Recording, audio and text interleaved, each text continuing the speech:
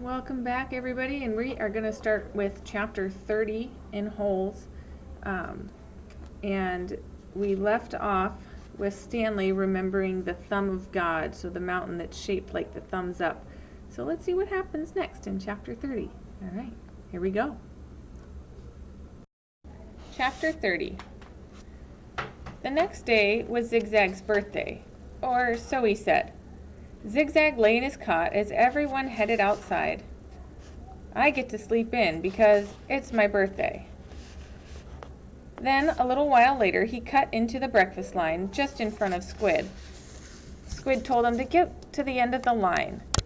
Hey, it's my birthday, Zigzag said, staying where he was. It's not your birthday, said Magnet, who was standing behind Two. Is too, said Zigzag. July 8th. Stanley was behind Magnet. He didn't know what day of the week it was, let alone the date. It could have been July 8th, but how would Zigzag know? He tried to figure out how long he'd been at Camp Green Lake, if indeed it was July 8th. I came here on May 24th, he said aloud. So that means I've been here 46 days, said Zero. Stanley was still trying to remember how many days there were in May and June. He looked at Zero, and he'd learned not to doubt him when it came to math. 46 days. It felt more like 1,000. He didn't dig a hole that first day, and he hadn't dug one yet today, so that meant he'd dug 44 holes, if it really was July 8th. Can I have an extra carton of juice? Zigzag asked Mr. Sir. It's my birthday. To everyone's surprise, Mr. Sir gave it to him. Stanley dug his shovel into the dirt. Hole number 45. The 45th hole's the hardest, he said to himself. But that really wasn't true, and he knew it. He was a lot stronger than he was when he first arrived. His body had adjusted somewhat to the heat and harsh conditions. Mr. Sir was no longer depriving him of water. After having to get by on less water for a week or so, Stanley now felt like he had all the water he could want. Of course it helped that Zero dug some of his hole for him each day. But that wasn't as great as everyone thought it was. He always felt awkward when Zero was digging his hole, unsure of what to do with himself. Usually he stood around a while before sitting off by himself on the hard ground, with the sun beating down on him. It was better than digging, but not a lot better. When the sun came up a couple hours later, Stanley looked for the thumb of God. The mountains were little more than dark shadows on a horizon. He thought he could make out a spot where the top of one mountain seemed to jut upward, but it didn't seem very impressive. A short time later, the mountains were no longer visible, hidden behind the glare of the sun, reflecting off the dirty air. It was possible, he realized, that he was somewhere near where Kate Barlow had robbed his great-grandfather. If that really was her lipstick tube he'd found, then she must have lived somewhere around here. Zero took his turn before lunch break. Stanley climbed out of his hole, and Zero climbed down into it. Hey, caveman, said Zigzag, you should get a whip. Then if your slave doesn't dig fast enough, you can crack it across his back. He's not my slave, said Stanley. We have a deal, that's all. A good deal for you, said Zigzag. It was Zero's idea, not mine. Don't you know, Zig, said X-Ray, coming over. Caveman's doing Zero a big favor. Zero likes to dig holes. He sure is a nice guy to let Zero dig his hole for him, said Squid.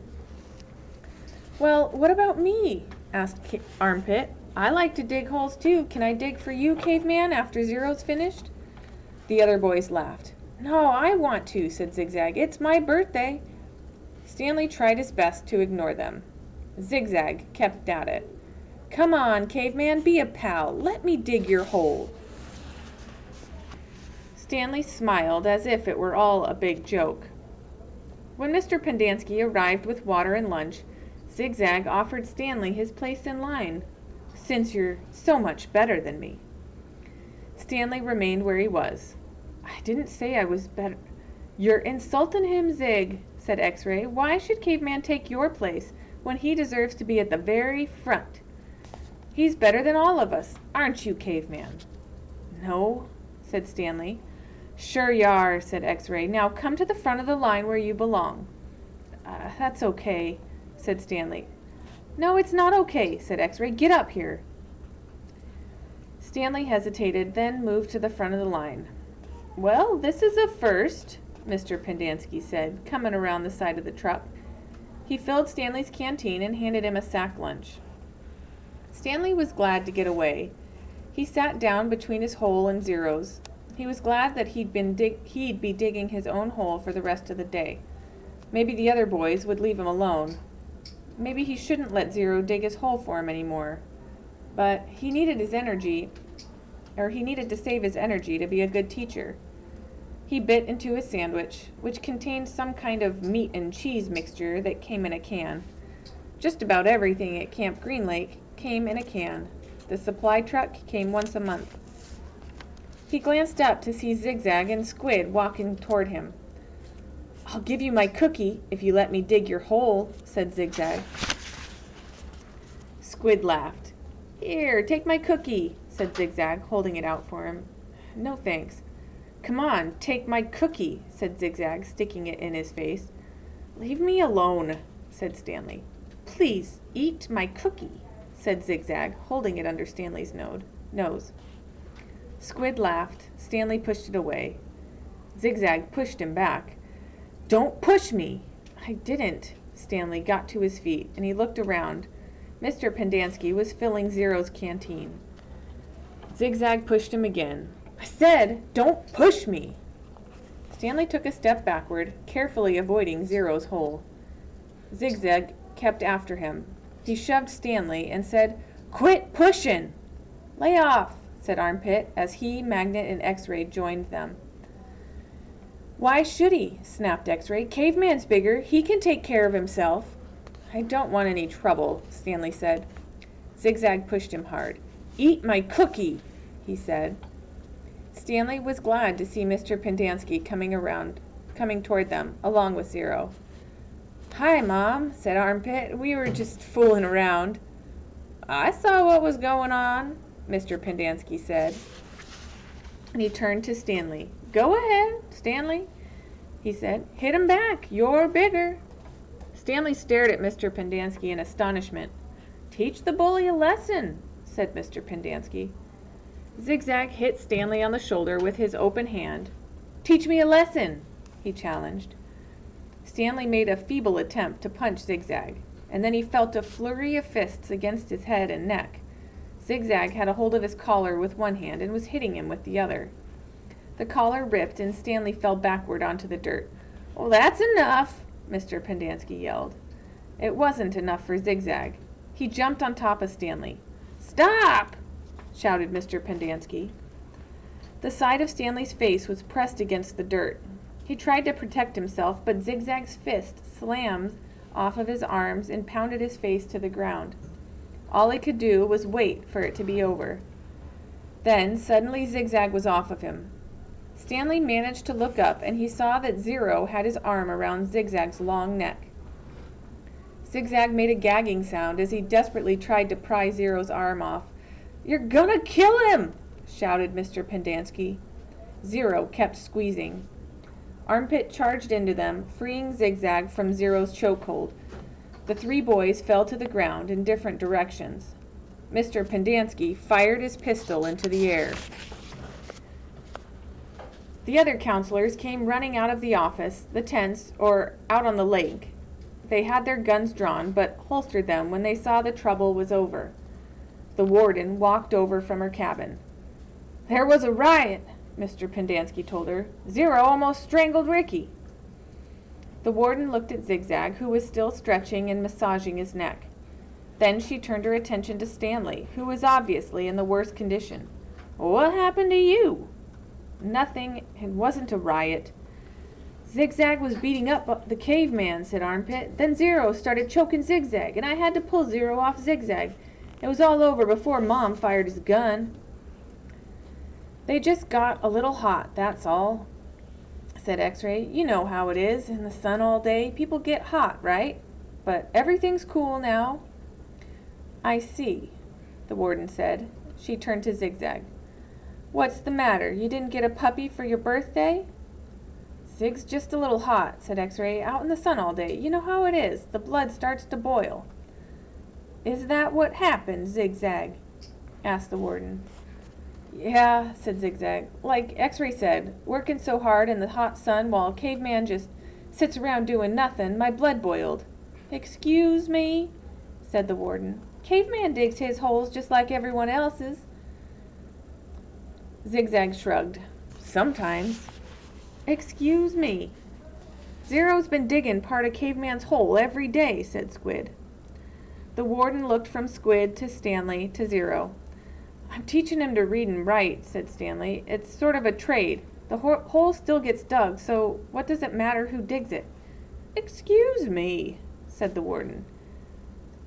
Isn't it more important for him to learn to read? Stanley asked. Doesn't that build character more than digging holes?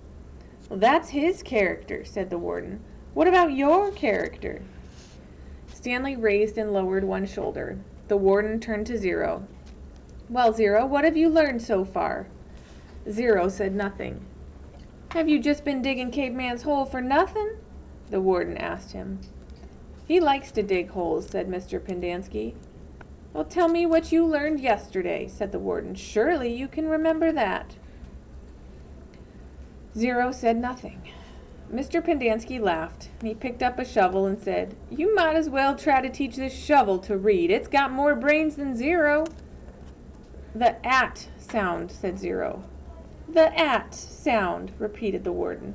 Well then, tell me, what does C-A-T spell? Zero glanced around uneasily.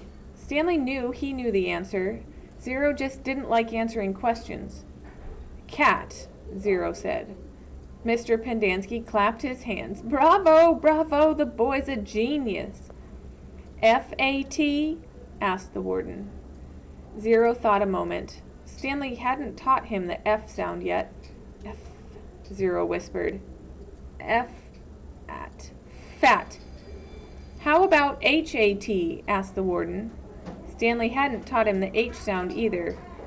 Zero concentrated hard and then said, chat. All the counselors laughed. He's a genius all right, said Mr. Pendanski. He's so stupid he doesn't even know he's stupid. Stanley didn't know why Mr. Pendanski seemed to have it out for Zero. If Mr. Pendanski only thought about it, he'd realize it was very logical for Zero to think the letter H made the ch sound. Okay, from now on I don't want anyone digging anyone else's holes, said the warden. And no more reading lessons. I'm not digging another hole, said Zero. Good, said the warden, and she turned to Stanley. You know why you're digging holes? Because it's good for you. It teaches you a lesson. If Zero digs your hole for you, then you're not learning your lesson, are you? I guess not, Stanley mumbled, although he knew they weren't digging just to learn a lesson. She was looking for something that belonged to Kissin' Kate Barlow. Why can't I dig my own hole but still teach Zero to read? He asked. What's wrong with that? I'll tell you what's wrong with that, said the warden. It leads to trouble. Zero almost killed Zigzag. It causes him stress, said Mr. Pendanski. I know you mean well, Stanley, but face it, Zero's too stupid to learn to read. That's what makes his blood boil, not the hot sun. I'm not digging another hole, said Zero. Mr. Pendanski handed him the shovel. Here, take it, Zero. It's all you'll ever be good for. Zero took the shovel, then he swung it like a baseball bat. The metal blade smashed across Mr. Pendanski's face. His knees crumpled beneath him. He was unconscious before he hit the ground. The counselors all drew their guns. Zero held the shovel out in front of him as if he were going to try and bat away the bullets. I hate digging holes, he said, then backed away slowly. Don't shoot him, said the warden. He can't go anywhere. The last thing we need is an investigation. Zero kept backing up, out past the cluster of holes the boys had been digging, then farther and farther out onto the lake. He's going to have to come back for water, the warden said. Stanley noticed Zero's canteen on the ground near his hole. A couple of counselors helped Mr. Pendanski to his feet and into the truck.